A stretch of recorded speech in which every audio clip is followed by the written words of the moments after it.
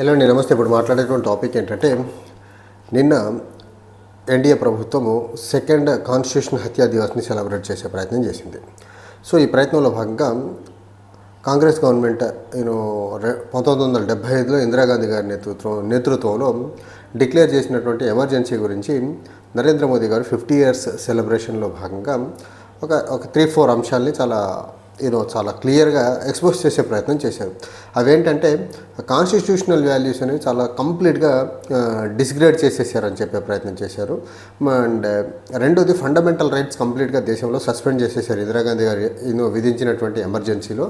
And మూడోది, ప్రెస్ని కంప్లీట్గా suspend చేశారని చెప్పే ప్రయత్నం చేశారు. నరేంద్ర మోదీ గారు కాన్స్టిట్యూషనల్ వాల్యూస్ గురించి మాట్లాడటం అనేది కొంచెం విడ్డూరంగా ఉంది. ఈయన ప్రధానమంత్రి అయిన దగ్గర నుంచి రాజ్యాంగబద్ధంగా దేశంలో పరిపాలన సాగించే ప్రయత్నంలో భాగంగా రాజ్యాంగాన్ని తూట్లు పొడుచుకుంటా గత 11 సంవత్సరాలుగా దేశంలో ఒక అన్డిక్లేర్డ్ డెమోక్రసీని అన్డిక్లేర్డ్ డెమోక్రసీ మేనర్లో పరిపాలన సాగిస్తున్నటువంటి నరేంద్ర మోదీ 2 సంవత్సరాల ఎమర్జెన్సీని కాన్స్టిట్యూషనల్గా డిక్లేర్ చేసి కాన్స్టిట్యూషనల్గా మళ్ళీ ఆ ఎమర్జెన్సీని ఎత్తేసినటువంటి ఇందిరాగాంధీ గారిని ఆ పర్టికులర్ టెన్యూర్ని టార్గెట్ చేయడం అనేది నిజంగా ఇది బీజేపీ యొక్క హిపోక్రసీకి ఒక బెస్ట్ ఎగ్జాంపుల్. అంటే కాన్స్టిట్యూషనల్ వాల్యూస్ డిస్గ్రేడ్ అని చెప్పే దాంట్లో గత 10 సంవత్సరాల కాలంలో 11 సంవత్సరాల కాలంలో ఇప్పుడు 6 సంవత్సరాలుగా రాజ్యాంగబద్ధంగా ఉండాల్సినటువంటి పదవి deputy speaker of the Lok Sabha. ఒక కాన్స్టిట్యూషనల్లీ ఎలక్టెడ్ పొజిషన్ ఒకటి. డెప్యూటీ స్పీకర్ని 6-7 సంవత్సరాలుగా డిప్యూటీ స్పీకర్ లేకుండా లోక్సభ అడుగుతున్న వాళ్ళని మీరు కాన్స్టిట్యూషన్ని అప్హెల్డ్ చేస్తున్నట్ట, కాన్స్టిట్యూషన్ని డిస్గ్రేడ్ చేస్తున్నట్ట బీజేపీ వాళ్ళు. దీనికి నరేంద్ర మోదీ దగ్గర ఆన్సర్ ఏమైనా ఉందంటే, అఫ్కోర్స్ నరేంద్ర మోదీ దగ్గర ఇలా ప్రశ్న అడ్రస్ చేస్తే ఇలాంటి అంశాల మీద ఆన్సర్స్ వస్తాయి, క్వశ్చన్స్ వేస్తారు కాబట్టి ఆయన ప్రశ్న అడ్రస్ చేసే ప్రయత్నం చేయరు. పార్లమెంట్లో మరి ముఖ్యంగా 2014, 2024 మధ్యకాలంలో చాలా బిల్లులు, క్రిటికల్ బిల్లుల్ని మనీ బిల్లుల రూపంలో పాస్ చేసి పార్లమెంట్ మొత్తాన్ని సబోర్ట్ చేసి పార్లమెంట్ మొత్తాన్ని డివియేట్ చేసేటువంటి ప్రక్రియ నరేంద్ర మోదీ ప్రభుత్వం చేసింది. దీన్ని పార్లమెంట్ని సైడ్ లైన్ చేసిన విధానం ఏదైతే ఉందో, దీన్ని కాన్స్టిట్యూషన్ని అప్హెల్డ్ చేశారన్నారా లేకపోతే కాన్స్టిట్యూషన్ని డిస్గ్రేడ్ చేశారన్నారా, దీనికి బీజేపీ వాళ్ళే ఆన్సర్ చెప్పాలి. అండ్ పార్లమెంటరీ ప్రొసీడింగ్స్లో ఎప్పుడూ కూడా వీళ్ళు అసలు కాన్స్టిట్యూషన్ని ఫాలో అవ్వకుండా వీళ్ళు ఏదనుకుంటున్నారో అది చేసుకుంటూ ముందుకెళ్తారు ఈ బీజేపీ వాళ్ళు. గత 11 సంవత్సరాల కాలంలో జరుగుతుంది అదే. కాన్స్టిట్యూషన్ అప్హెల్డ్ చేసినట్ట, కాన్స్టిట్యూషన్ని డిస్గ్రేడ్ చేసినట్ట. ఈ పార్లమెంటరీ ప్రొసీడింగ్స్లో చూసుకున్నట్లయితే పహల్గామ్ టెర్రర్ అటాక్ తర్వాత స్పెషల్ సెషన్ ఆఫ్ ది పార్లమెంట్ని కండక్ట్ చేయండి అనేసి, నేషనల్ సెక్యూరిటీ గురించి పార్లమెంట్లో చర్చ జరగాలని చెప్పేసి, సెక్యూరిటీ ల్యాప్సెస్ ఎక్కడ జరిగినా అసలు ఉగ్రవాద దాడులు దేశంలో జరిగేదానికి కారణాలంటే దేశ ప్రజలకు తెలియాలి అనేసి అపోజిషన్ పార్టీలు డిమాండ్ చేస్తే కనీసం పెడచెవిన పెట్టినటువంటి ఈ బీజేపీ నరేంద్ర మోదీ కాన్స్టిట్యూషన్ని అప్హెల్డ్ చేసినట్ట, డిస్గ్రేడ్ చేసినట్ల దేశంలో ఉన్నటువంటి వ్యవస్థలు మొత్తాన్ని, మరీ ముఖ్యంగా constitutional bodies like EC, CVC, వీటన్నిటిని బీజేపీ రాజకీయ అవసరాల కోసం వాడుకుంటుంది, దేశ అవసరాలను పక్కన పెట్టి. దీన్ని కాన్స్టిట్యూషన్ని అప్హెల్డ్ చేసినట్టు అనాలి లేకపోతే కాన్స్టిట్యూషన్ని డిస్గ్రేడ్ చేసినట్టు అనాలి, దీనికి బీజేపీ వాళ్ళు ఆన్సర్ చేసే ప్రయత్నం చేశారు. So fundamental rights suspension during emergency imposed by Indira Gandhi గారు. సో ఇప్పుడు గత 11 సంవత్సరాల కాలంలో బీజేపీ నరేంద్ర మోదీ ప్రభుత్వానికి ఎవరైనా వ్యతిరేకంగా మాట్లాడితే, ప్రభుత్వ పాలసీలను ఎవరిని క్రిటిసైజ్ చేస్తే UAPA, sedition act, national security act కింద కేసులు పెట్టి మీరు దేశంలో ఫండమెంటల్ రైట్స్లో మరీ ముఖ్యంగా right to freedom of speech and ఎక్స్ప్రెషన్ని కంప్లీట్గా క్రష్ చేస్తున్నారా లేదా? 11 సంవత్సరాలు, అప్పుడన్నా ఎమర్జెన్సీ 2 సంవత్సరాలు, ఇప్పుడు 11 సంవత్సరాలుగా జరుగుతుంది ఇది. పహల్గామ్ టెర్రర్ అటాక్ జరిగిన తర్వాత బీజేపీ ప్రభుత్వం యొక్క సెక్యూరిటీ ల్యాప్సెస్ గురించి, ఇంటెలిజెన్సెస్ ల్యాప్సెస్ గురించి బీజేపీ దేశంలో ఉగ్రవాద చర్యల్ని కట్టడి చేసే దాంట్లో మెజరబుల్గా ఫెయిల్ అయిన దాంట్లో ఎక్స్పోజ్ చేసే ప్రయత్నంలో కొద్దిమంది మాట్లాడితే వాళ్ళ మీద నేషనల్ సెక్యూరిటీ యాక్ట్ కింద కేసులు పెట్టిన మాట నిజం కాదా? మీరు 11 సంవత్సరాలుగా దేశంలో అప్రకటిత ఎమర్జెన్సీ ద్వారానే కదా పరిపాలన సాగిస్తూ ఉంది. అండ్ ఇంకోటి, నరేంద్ర మోదీ గారు బలంగా మాట్లాడినటువంటి మాట, ప్రెస్ యొక్క ఫ్రీడమ్ని సస్పెండ్ చేశారని చెప్పే ప్రయత్నం చేశారు.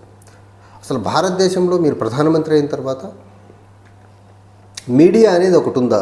ఉంటే అది గోధి మీడియాగా ఉంది తప్ప ఫ్రీ అండ్ ఇండిపెండెంట్ మీడియా అనేది భారతదేశంలో గత 11 సంవత్సరాలుగా ఉందా? అండ్ ఇందిరాగాంధీ గారు డిక్లేర్ చేసినటువంటి ఎమర్జెన్సీ టైంలో ఓన్లీ 2 సంవత్సరాలు మాత్రమే మీడియాని క్రష్ చేసే ప్రయత్నం చేశారు అనుకుంటే గత 11 సంవత్సరాలుగా భారతదేశంలో అసలు మీడియా పనిచేస్తుందా? మీడియాని ఫ్రీ అండ్ ఫెయిర్ మేనర్లో మీరు పనిచేయనిస్తున్నారా? రాజ్యాంగాన్ని ప్రతిరోజు హత్య చేసుకుంటూ పరిపాలన సాగిస్తున్నటువంటి బీజేపీకి 1975-77 మధ్యకాలంలో ఇందిరాగాంధీ గారు ఇంపోజ్ చేసినటువంటి ఎమర్జెన్సీని కాన్స్టిట్యూషన్ హత్యా దివాస్గా మీరు సెలబ్రేట్ చేస్తున్నారంటే గత 11 సంవత్సరాల్లో రాజ్యాంగాన్ని తూట్లు పొడుచుకుంటూ పరిపాలన సాగిస్తుందంటే మీ పాలనని ఏమనాలి? And 42nd constitutional amendment act గురించి మాట్లాడే ప్రయత్నం చేశారు నరేంద్ర మోదీ గారు. Constitutional amendment act 42nd constitutional amendment act ద్వారా రాజ్యాంగాన్ని సమూలంగా మార్చే ప్రయత్నం చేశారు. దీన్ని జనతా ప్రభుత్వం వచ్చి రివర్స్ చేసే ప్రయత్నం చేసిందని చెప్పే ప్రయత్నం చేశారు. మీరు ఎన్ని చట్టాలని రాజ్యాంగ వ్యతిరేకంగా, ఫెడరల్ స్ఫూర్తికి వ్యతిరేకంగా ఎన్ని చట్టాలు తీసుకొచ్చారు? ఎన్ని చట్టాలని మీ హయాంలో చేసిన చట్టాలని సుప్రీంకోర్టు కొట్టేయడం జరిగింది. మీ ప్రభుత్వం దిగిపోయిన తర్వాత మీరు చేసినటువంటి దుర్మార్గమైన చట్టాలు ఎన్ని చట్టాలని తర్వాత వచ్చేటువంటి ప్రభుత్వం మార్చాల్సి వస్తుందో చూడాలి. ఇంకోటి, మీరు తీసుకొచ్చినటువంటి రైతు వ్యతిరేక చట్టాల ద్వారా రైతులను రోడ్డు మీద కూర్చోబెట్టిన ఘనత మీది కాదా? రైతులు పోరాటానికి తలొగ్గి ఆ చట్టాలను వెనక్కి తీసుకున్న ఘనత మీది కాదా? అట్లీస్ట్ ఇందిరాగాంధీ గారు తర్వాత ఎమర్జెన్సీ గురించి ఆవిడ పశ్చాత్తాపం పడి దేశ ప్రజలకి క్షమాపణ చెప్పే ప్రయత్నం చేశారు. గత 11 సంవత్సరాల కాలంలో దేశాన్ని దుర్మార్గంగా పరిపాలిస్తా, రాజ్యాంగాన్ని తూట్లు పొడుచుకుంటా, ప్రజాస్వామ్యాన్ని ఖూనీ చేసుకుంటా, దేశంలో వ్యవస్థల మొత్తాన్ని నిర్వీర్యం చేసుకుంటా, పొద్దున్న లేచిన దగ్గర నుంచి నైట్ పడుకునే వరకు అబద్ధాలు మాట్లాడుతూ పరిపాలన సాగిస్తున్న మీరు దేశ ప్రజలకు ఎప్పుడన్నా క్షమాపణ చెప్తారా? అండ్ మీరు ఇచ్చినటువంటి ఒక బూటకపు వాగ్దానాలు, బ్లాక్ మనీ కంట్రోల్ అవ్వనివ్వండి, నల్లధనాన్ని వెనక్కి తీసుకొచ్చి ప్రతి ఒక్కరికి 15 లక్షలు పంచడం అవ్వనివ్వండి, దేశంలో ఉగ్రవాద దాడులు జరగకుండా ఉండడం అవ్వనివ్వండి, లేకపోతే ఇన్ఫ్లేషన్ కంట్రోల్ అవ్వనివ్వండి, లేకపోతే ప్రతి సంవత్సరం 2 కోట్ల ఉద్యోగాలు కల్పన అవ్వనివ్వండి, ఒక్క హామీని కూడా ఇంప్లిమెంట్ చేయండి. మీరు దేశ ప్రజలకు ఎప్పుడన్నా క్షమాపణ చెప్పే ప్రయత్నం చేశారా? ఈ ఎమర్జెన్సీకి సంబంధించి సంజయ్ రావుత్, శివసేన ఉద్ధవ్ ఠాక్రే పార్టీకి సంబంధించినటువంటి లీడర్ మాట్లాడుతూ ఇందిరాగాంధీ గారు ఇంపోజ్ చేసినటువంటి ఎమర్జెన్సీ ఏదైతే ఉందో రాజ్యాంగబద్ధంగా ఇంపోజ్ చేశారో రాజ్యాంగబద్ధంగానే ఎమర్జెన్సీని ఎత్తేసారు. కానీ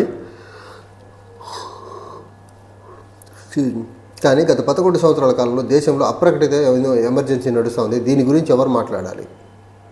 అండ్ ఇందిరాగాంధీ గారు ఎమర్జెన్సీ విధించిన క్రమంలో అప్పుడు ఆర్ఎస్ఎస్ హెడ్గా ఉన్నటువంటి బాలాసాహెబ్ దేవరాస్ ఎమర్జెన్సీని సపోర్ట్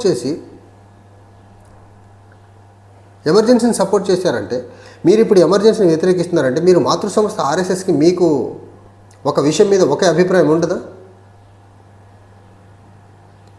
ఆర్ఎస్ఎస్ మద్దతు ఇచ్చినటువంటి ఎమర్జెన్సీని మీరు ఇప్పుడు తప్పుగా చూపిస్తూ ప్రయత్నం చేస్తున్నారంటే మిమ్మల్ని ఏమనాలి అసలు?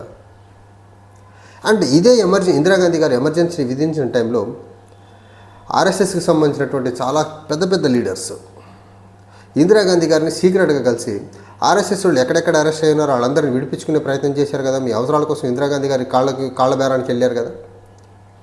ఏంటి హిపోక్రసీ అసలు? అండ్ మల్లికార్జున ఖర్గే గారు మాట్లాడతా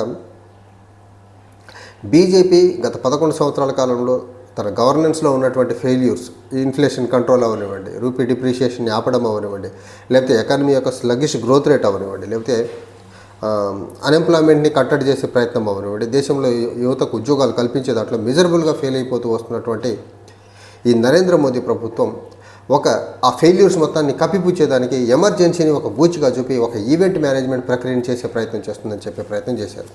అండ్ ఇక్కడ మనం ఇంకోటి చూడాల్సింది, నరేంద్ర మోదీకి నిజంగా ఎమర్జెన్సీ విధించిన రోజు కాన్స్టిట్యూషన్ హత్యా దివస్గా అనిపిస్తే 2014లో ప్రధానమంత్రి అయిన వెంటనే చేయాలి కదా.